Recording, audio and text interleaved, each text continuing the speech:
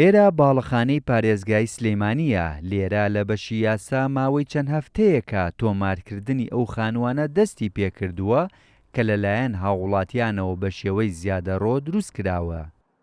بڕیارەکە ئەگەرچی هاووڵاتیانی دڵخۆش کردووە، بەڵام لەگەڵ ئەوەشدا داوا دەکەن زەوی و هەیکەلی خانووش بگرێتەوە. هیچ نەبێت یان هەیکەلەکان ئەرزەکانیشی پێوە وایە چکە تۆ لە سنووری دیەکەی خۆ ناشکرێ من لە بلۆکێکا 50 خانوو دروست کراوە بیستی بکرێ ئەو سێ یان سی بکرێ بە خەریتە بە تاپۆ ئەوانەی کامێنێتەوە لە بینەکانە تاپۆ نەبێت ئەوەی کەوتە سنووری ماسەرپلانی سلێمانیەوە کەوتە سنووری دیەکانەوە بە زەوی و بە خانوو بە هەیکەلەوە بکرێت.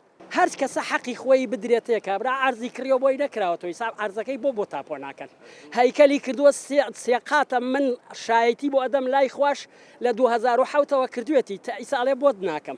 بەڕێوەبەری کاروباری یاسایی لە پارێزگای سلێمانی دەڵێت بەپێی ئەو یاسایی کە دیاری کراوە بڕیاری تۆمارکردنەکە تەنها ئەو خانووانە دەگرێتەوە کە هاوڵاتیەکە تێیدا نیشتەجێ و لە پێش ساڵی 2021 دروستی کردووە.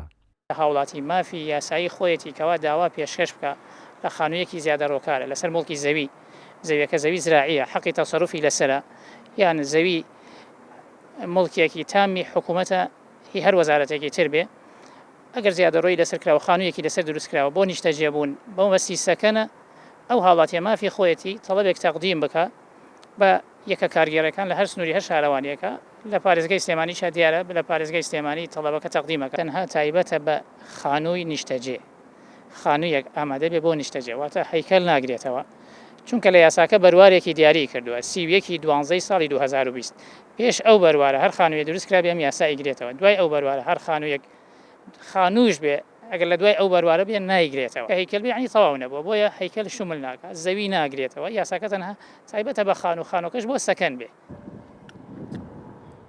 لە دوای دەرچوونی بڕیاری تۆمارکردنی ئەو خانووانەی بە شێوەی زیادەڕۆ دروست کراون ڕۆژانە زیاتر لە 400 هاوڵاتی داوا پێشکەش دەکەن بۆ تۆمارکردنی خانووەکانیان.